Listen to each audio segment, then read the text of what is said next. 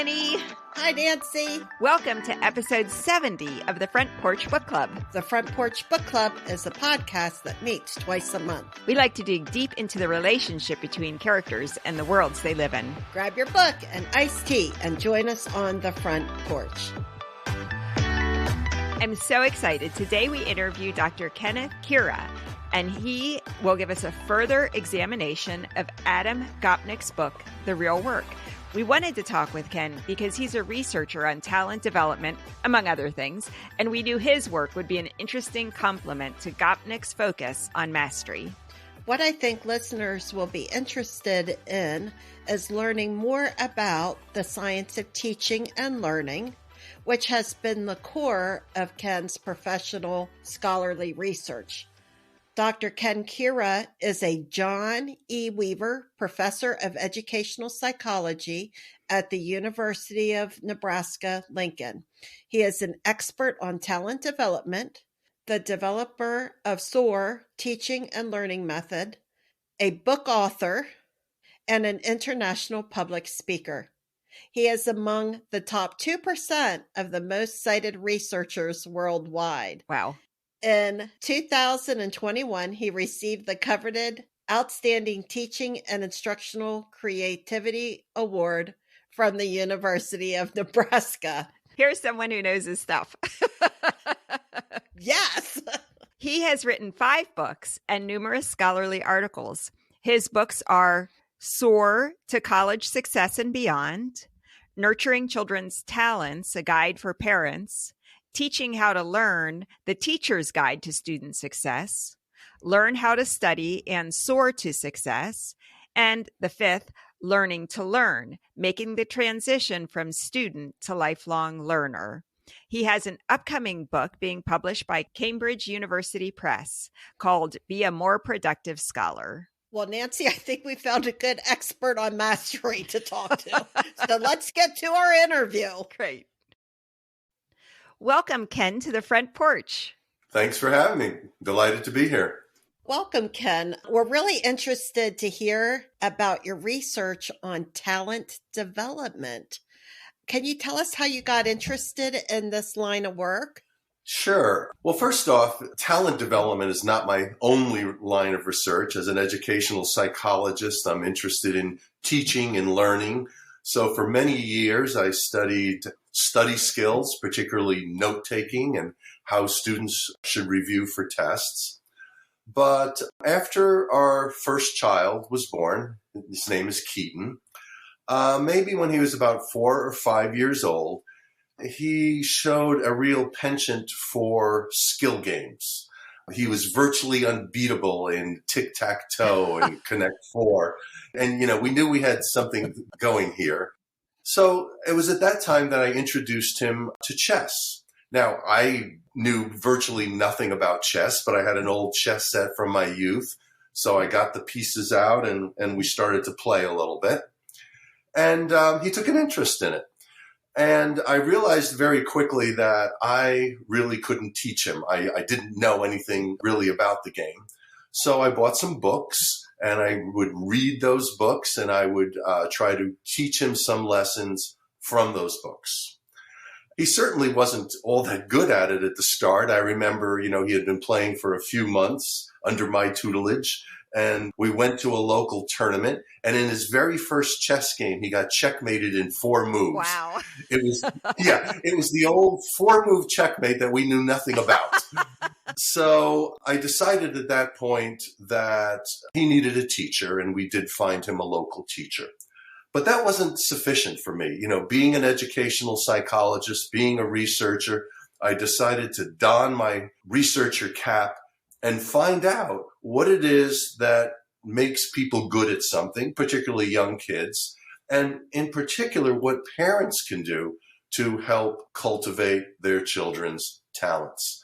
So with that, I set out to interview the parents of young chess masters to find out what it is that they were doing, and that led to me interviewing dozens and dozens of parents and child prodigies in many, many domains, as far-ranging as rodeo, volleyball, speed skating, art, spelling. I mean, you name it. I've been there talking to people in those different fields. The result of that was your book, Nurturing Children's Talents, a guide for parents, wasn't it? Yes. You report the results of this research. What role do parents play in cultivating their children's talent development?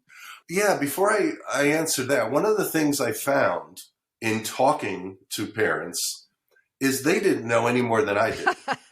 They were just sort of flying by the seat of their pants. It was a lot of trial and error. And all of them said the same thing. I wish I had a book. I wish I, knew what I was supposed to be doing. We're doing all that we think we can, but we don't know if it's enough. We don't know if it's the right things at all. So it was really through this research that I talked to enough people and got a good sense of what parents were doing to cultivate children's talents. So what are some of the things that parents should be doing? Well, I think there's maybe 4 or 5 major things, and I'll run through those. In the research, I found that in almost all cases, children began early. Of course, I was studying child prodigy, so that's not surprising. But they began early, and often they began the talent development in their own homes. And we could almost say that they were born into the talent domain. In one of the studies I did where I interviewed the parents of 24 precocious, talented children, 22 of them had learned about the talent area in the home. Many of them were starting young. Among the young chess masters, which was my first study, the average age for beginning serious investigations into chess was about age 6. Wow. Very often it was a family thing. I studied Olympic speed skaters, gold medal speed skaters, Dan Jansen and Bonnie Blair. And they both grew up in homes where the whole family skated. This is just what they did. In the afternoons and on weekends, they skated. They went to skating competitions and so forth. So we see a lot of that where kids are just involved right away in the talent domain. That doesn't have to be the case. I certainly have studied a lot of people that were introduced to the talent area later and certainly outside the home. But typically, it starts in the home. A second thing is practice. Practice, practice, practice. But it's not the mindless practice that I might do if I go to the driving range at the golf course and hit a bucket of balls. People who are serious practice in what we call a deliberate way. They are practicing highly specific skills over and over again. And they're practicing a long time. The people I've studied, National High School rodeo champion, was practicing 5 or 6 hours a day at her ranch in Broken Bow with her parents by her side. Stephanie Lean, dear from Lincoln, many times a world champion, was practicing 4 or 5 hours every day. So lots of practice and very specific, deliberate, intentional kinds of practice. A third thing is mentors. People need good instruction, and they find a mentor, and they typically find a mentor pretty early. Oftentimes, it's the parent that's the first mentor. The first mentor is usually somebody that makes the talent area fun, exciting for the child, gets them hooked into it. But once the child outgrows that initial mentor, often at the encouragement of that mentor, they find another mentor, one who's more skilled. And there may even be a third and fourth mentor who could be somebody who really develops the skill and even hones an artistic style for that person, be it in music or baton twirling or whatever. They begin to develop their own style. A fourth thing is centers of excellence. People who are really good at something find others who are really good. They go to these talent hotbeds. They go to these meccas. If it's chess, back in the 70s, it might be New York City, which was a hotbed for chess. The speed skaters I mentioned earlier, they all flocked to Milwaukee because they had a beautiful oval, the only Olympic-sized oval in the United States. So all the skaters congregated there, all the best coaches congregated there. So these people sort of sniff each other out and they find these centers of excellence. Some families even get up and move. They'll move to Colorado where there's good snow and an Olympic training center for skiing or or skating. A fourth thing would be a singleness of purpose. This is the motivation, the rage to master. I've studied elite talent, and people who are elite have an absolute rage to master, a singleness of purpose. This is what they want to do. You don't force them to do it. We've heard about tiger moms and overindulgent parents. No, it's the kids that are pushing the parents for help and resources because these kids are so single-minded about what they do. It doesn't mean that they're one-dimensional. I mean, I've studied people who are national champions in rodeo, but are also the point guard on their basketball team, or somebody who's a chess player who actually plays football as a football star as well. But they are super focused on their talent area. I remember talking to one parent who unfortunately had to take chess away from the child as a punishment for a brief time.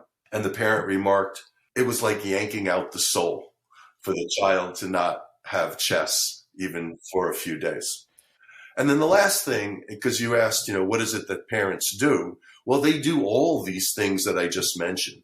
They find the mentors. They sit in on practice sessions. They help their children practice. They seek out these centers of excellence and get their kids associated with that. But on top of all that, they are the managers of this talent expedition, if you will. They are in it every step of the way because, of course, it's not enough for the child to commit to the talent. The family must commit as well, certainly the parents. And so some of them talk about this is like a second job because, they're traveling and they're doing all the sorts of things that I just mentioned. But they all call it a labor of love. I love my child. I love the talent. What else can I do? And some of them talk about it like if my child had a special need, of course I would be providing all these resources and attention. Well, I see this as a special need as well. So you have basically written that book that so many parents wished that they had when they were navigating this. Yeah, I believe so. I believe so. That's really fascinating.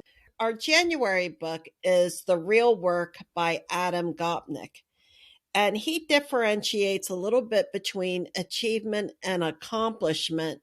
He says parents focus too much on the achievement aspect of it, pushing the kids to get the good grades and where are you going to go to school next and kind of those achievement things versus accomplishment.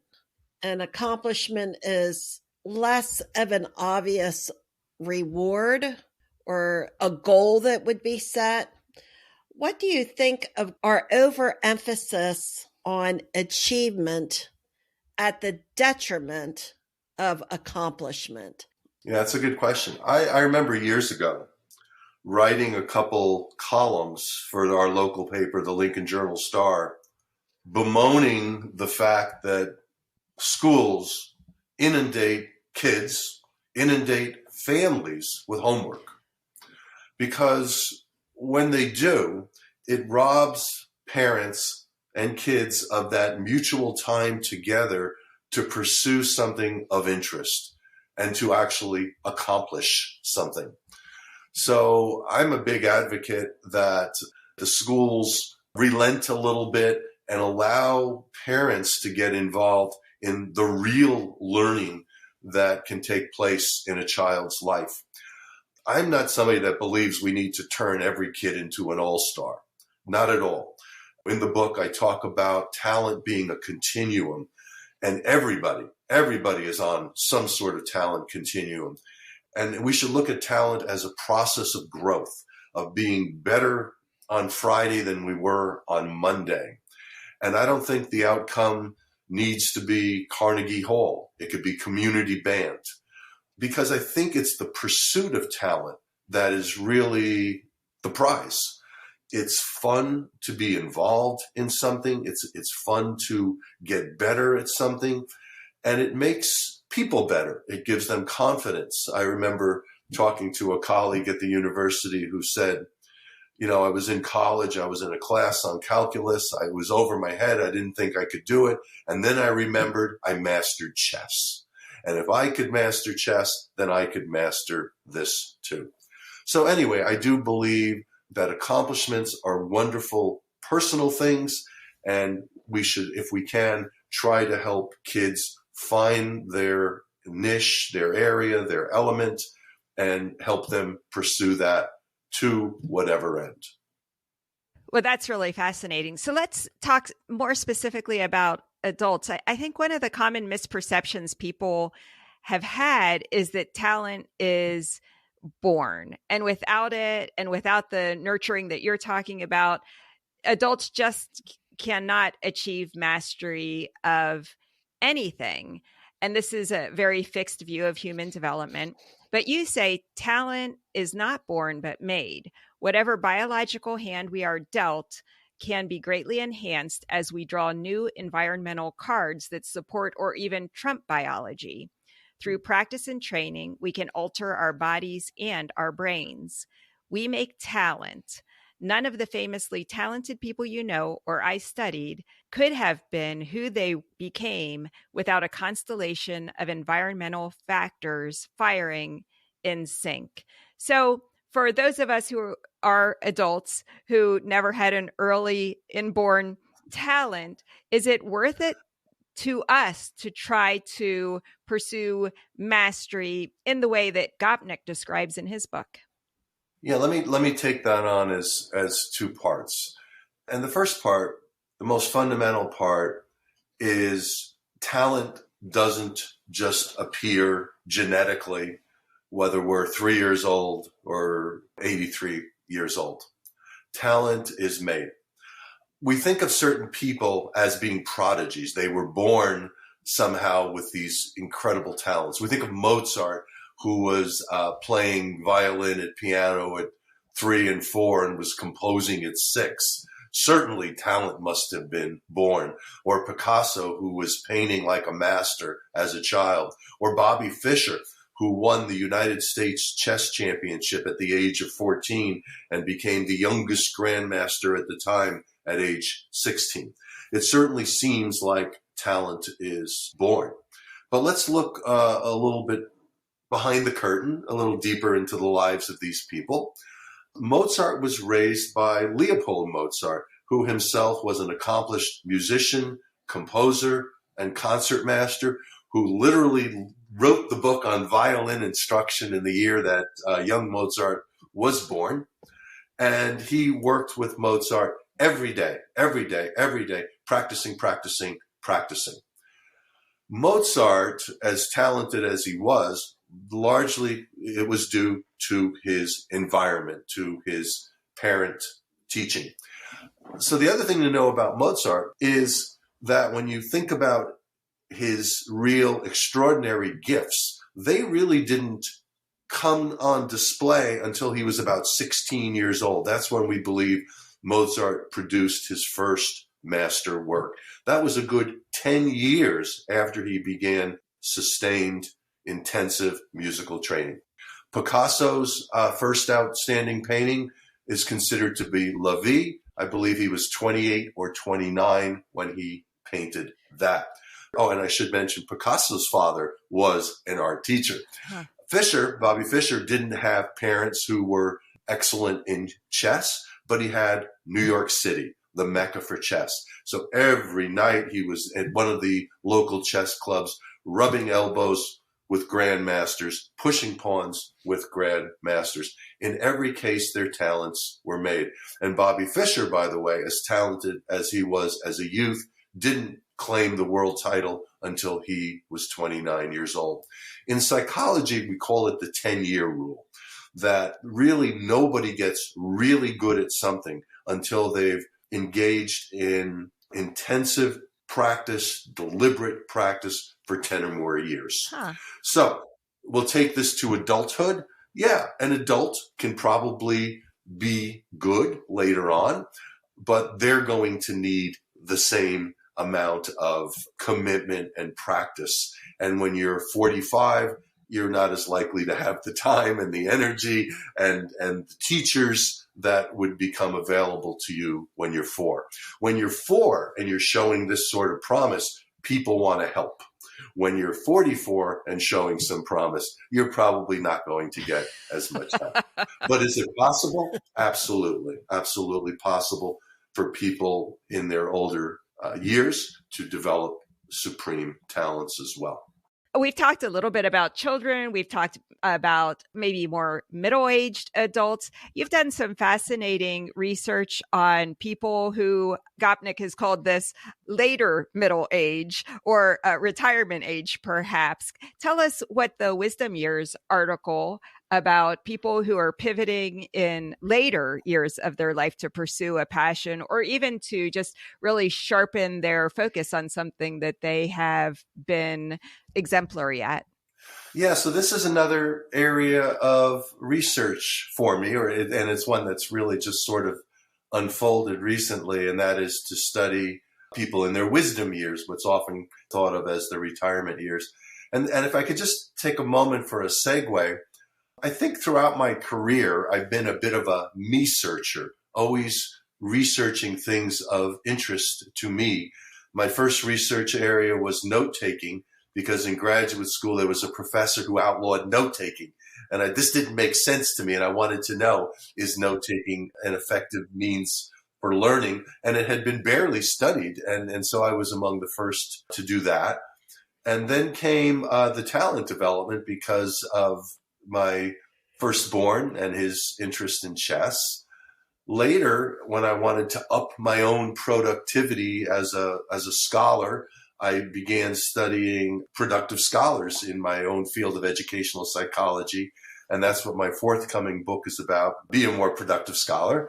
And then this, as I'm staring down retirement, I was wondering what people do and how they handle that. Do they continue to stay active? Do they stay active in their own area or other areas? And what's the key? What's the key to being successful in the wisdom years? And do you want to hear a few conclusions maybe about that? Yes, we do, because guess what? We're in the wisdom years. Well, it's all bleak. No. Well, I interviewed 6 leading people from around the country, and one of whom was our own Nancy Shank here. Thank you. One of the conclusions that came out was retire to something. Don't just retire and hope you find the next thing or, sit around watching TV and eating popcorn. And Nancy Shank's the exemplar here. She had a wonderful job in higher education here at the University of Nebraska, but she had this undying itch to write, to be a playwright. And so she retired in her 50s and dedicated her full-time life to writing and couldn't be happier about it. So one needs not to be afraid to change course. Among the 6 people I interviewed, 3 of them stayed the course and 3 of them changed course. So I think it could go either way. But Nancy, as I mentioned, was a great exemplar of somebody who knew that she loved what she was doing, but she loved something more and she needed to follow that bliss. Speaking of following your bliss, Rich Mayer is in educational psychology like I am, and he's the 600 publication man. Wow. Yeah, or scholar. He has published over 600 works. Many of these are books and top research articles in top journals. And so he's somebody I've interviewed a few times. One of the things that really intrigues me about Rich Mayer is he's in his 70s now, and his productivity is doing nothing but going up. If you look at the last 3 decades, each decade his productivity has increased. And what's particularly interesting was maybe about 5 years ago, he could have retired from the University of California, Santa Barbara, from their state education system at full pay, full benefits. And yet, for the last 5 years or so, he has continued to work basically for free. And when you ask him why, he loves his job. I've got a quote here. Mayer says, "I have no interest in retiring. I simply don't like the idea of retirement. I just don't understand it, and it rubs me the wrong way. My entire life, I have tried to work hard and be productive. So then to suddenly say, I'm going to stop producing now, just doesn't seem right. Very interesting. Yeah, it's still hard work. These people are not slowing down. They're working hard. A good example of that is our volleyball coach at the University of Nebraska, John Cook, who has won numerous national titles. And if you ever read about Nebraska women's volleyball, you'll just be dumbfounded by all the wonderful things they did. They just set a world record. Over 92,000 people watched them play volleyball at our football stadium. But he is a tremendously hard worker. I believe he's 68 years old now, and it just doesn't stop. He's waking up in the middle of the night with ideas about how to run practice. He's meeting with coaches. He's meeting with players. He's practicing. He's on the recruiting trail. He's traveling. His life would knock down somebody 30 years younger, and yet this is what he does. And that's what it takes to continue to be productive in your area. Some of them have also found role models.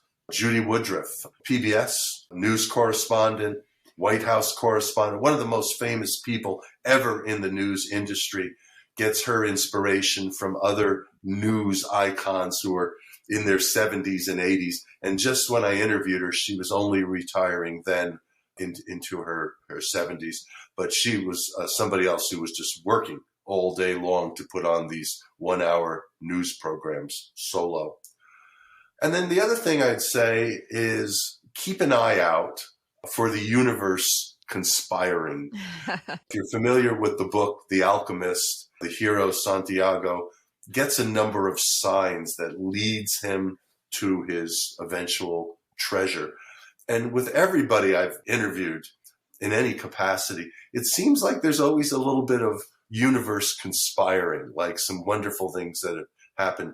In this Wisdom Years research, one of the groups of people I studied are called the Wander Women. And these were women who were hiking basically the world. They were doing a lot of these through hikes that were over 2,000 miles long, 2,000, 3,000 miles long, where you go out with your stuff on your back and you go for 6, 8, 10, 12 months on a hike. But the way this all started, there was a pair of women. They were a couple, and they were in their 60s, I believe, and they went to a financial advisor to find out what they should be doing with their money as they move toward retirement. And they were overwhelmed with a bunch of data and pie charts, and they left there kind of shaking their head. That same afternoon, they met some friends at a coffee shop, which was also a little bookstore. And right on the shelf there, they see a book that says basically, quit your job. And they get the book and they're looking through it. And the book basically says, quit your job, go out and find your passion and seek your passion. And that day, that's what they decided to do. Wow. And in the next couple of years, they took care of all their business. They sold their home. They sold all their possessions. And they've started what's now become like a 6 or 7 year odyssey where they have just been out hiking, biking the world. And they're just the sweetest and strongest people you can imagine. But it's a bit of universe conspiring that sent them on their way. They're inspirational to me. Reading your article about the people that you interviewed and hearing their story just provides inspiration for me to keep trying and doing different things. Yeah, my wife's a professor, and she played a video to her class in human development on the Wander Women, and people wrote reactions, and that's exactly what students were saying. These are the most inspirational people I've ever met or ever heard about. And so I was able to pass some of those comments along to them on the trail just a month or so ago. Aww. So I'm in complete agreement, Linda. They are an inspiration. They are a wonder as they wander. We know you read the real work and you are a scholar, a professional in this world. He's giving us an experiential version of mastery. You have a scholarly version of this. What did you think about the book in general? I enjoyed the book. I went through it rather quickly. I went through it quickly because I was enjoying it, so I read it very quickly. I agree with your podcast that it's not a book that somebody's going to pick up and know necessarily how to do it. It's not a how-to book. But I think it gives us a lot of optimism. One of his points is that mastery is widely available. Yes, there's some people that are supremely talented, but you don't have to be supremely talented to master an area of interest. And he does that again and again. And I think that's an encouraging thing for all of us. We see, too, that he masters several things. Some of us are content to have made our mark maybe in a certain area, but he says, well, hey, don't be afraid to branch out and try new things. And it is possible in a relatively brief time to become a master of many things. Yeah. We see the importance again and again of having teachers. He never did this on his own. In every case, he had a skilled teacher, and very often he was involved with centers of excellence that helped him to improve his skill and his mastery. One of the things I've not mentioned, he talks about talent being an additive process, a slow how do you say that word? Carpentering of fragments through deep practice, I think is what he said. And it's really true. And this is what the deliberate practice idea was that I was talking about. In the end, we see things that are just magnificent, that are just so automatic and seem so natural. And that's sort of the finished product. But the underlying product is really through much, much deliberate practice, mastering little bits, little fragments, and then chaining those together. And that's what really takes so long to build that kind of mastery. He talks about how the hummingbird and the whale have the same number of heartbeats over a lifetime, and he encourages us to make sure we're not wasting our heartbeats. And I love that too. As I study the people in their wisdom years, they're certainly not wasting those heartbeats. I'm very impressed by his writing.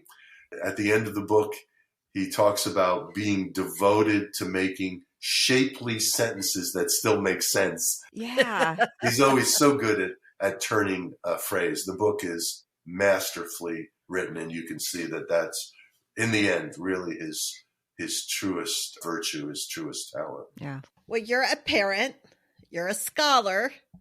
Tell us how you've applied your research findings to skill development in your own life. Yeah, so I set out to learn about talent development because our oldest son, Keaton, was interested in chess.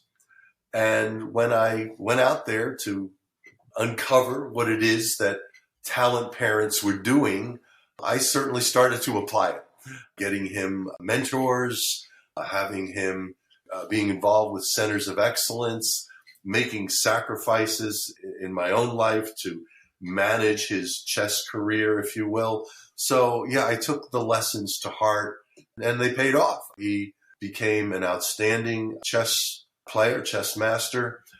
It's his livelihood today. He still coaches chess. He's really? Yes. Goodness. Yeah, he's in his young 30s now, and he's a renowned chess instructor who's worked with a lot of national champions. When he was a kid, he won 6 national scholastic championships.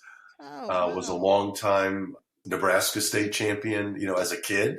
So, yeah, in his case, it worked, and it was such a passion, and it was such an experience for our family to join in on this. It really did make us very much a chess family.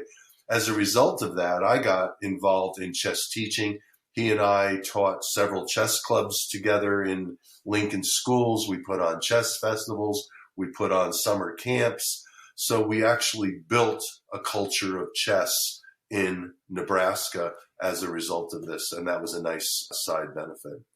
I definitely applied some of these same ideas when our youngest son, Sam, became very interested in high school basketball. So again, many of these same kinds of things.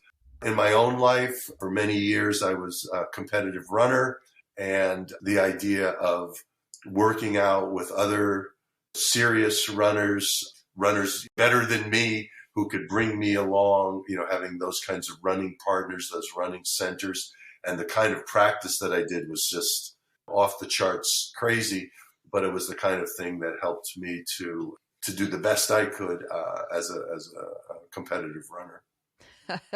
That's fabulous. I love that.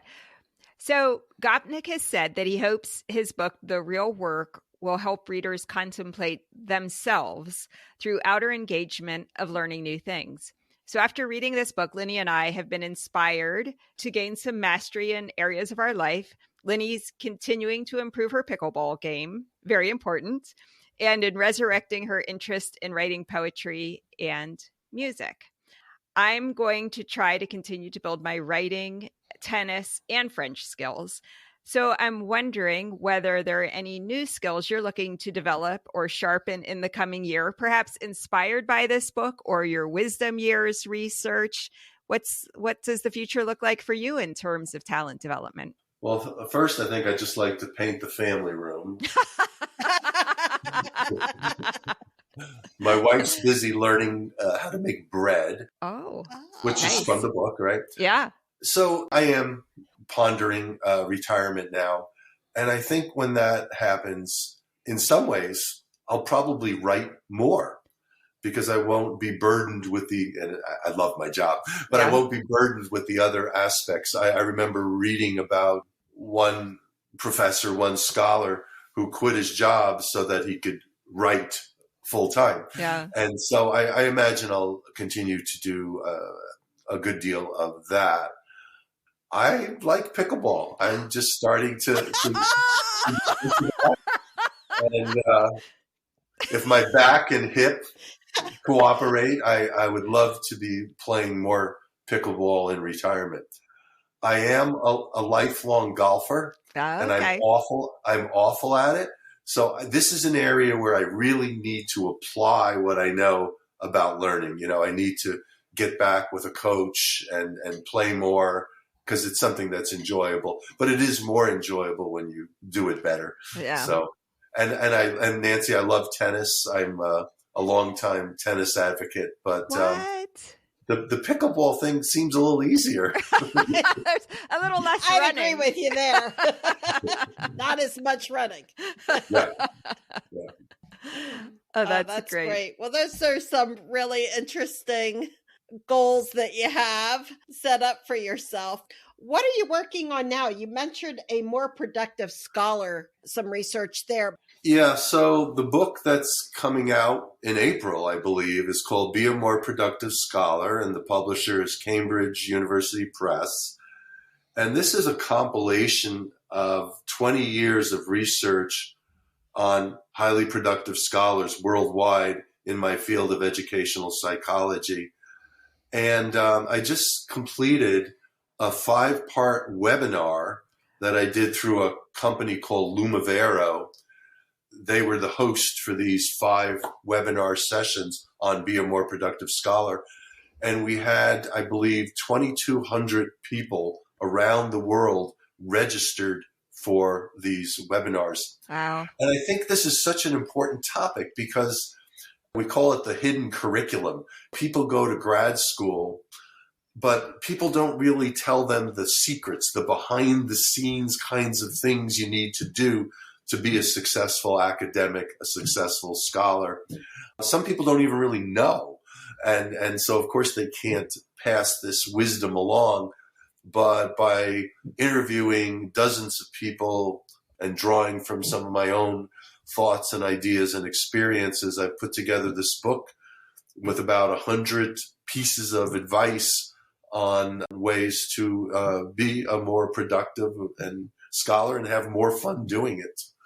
So I'm excited about that. Yeah, I don't know. In terms of research, I'd like to maybe occasionally stay with doing some more talent research. For example, I often think about the Jeopardy champions and how did they get to be so good? Yeah. And that's always been my question in the study of talent is how did those people get to be so good? And I would certainly be interested in studying the Jeopardy champions, knowing about their childhoods, their growth. And when they answer a particular question, I want to know, well, where did that information come from? When did you encounter that information? How did you encounter it? So I think that would be an interesting study. Other things, just more personal projects like Nancy wanting to move to being a playwright and working on a novel. Those are interests of mine too, writing a story. Nice. Very good. Yeah. You have a lot of things that you're thinking about doing. Yeah.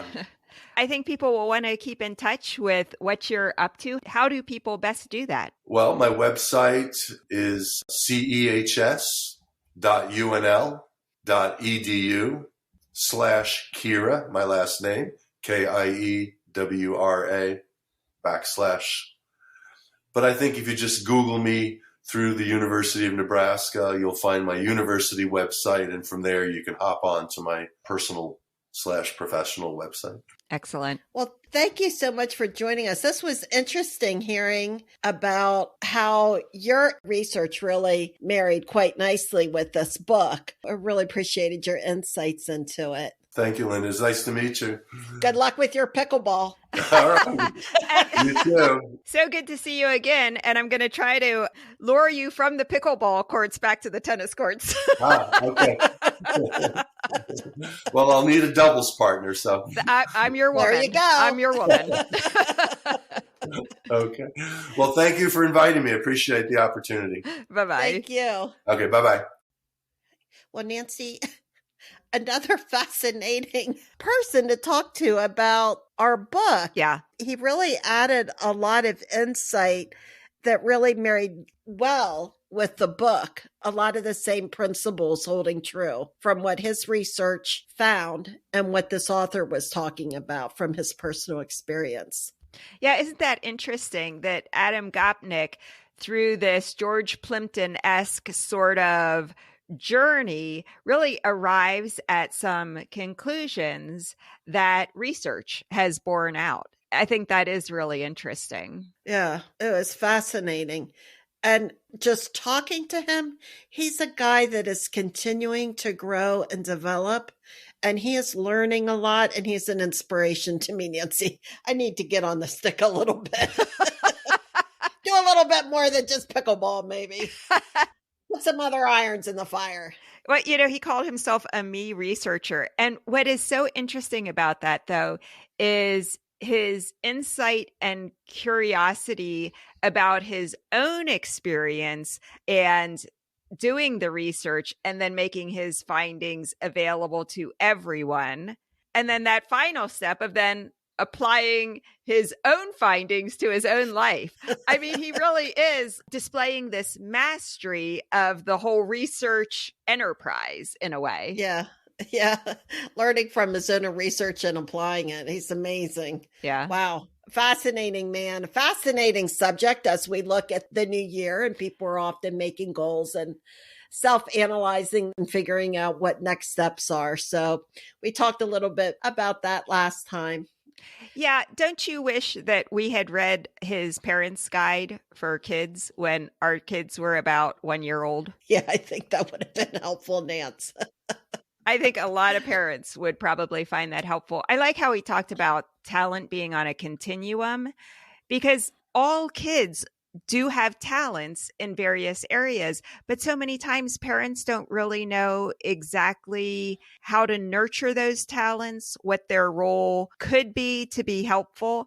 And he's done the research. He's written the book. I feel like I just need to get that book for everyone who's having a baby now. Yeah.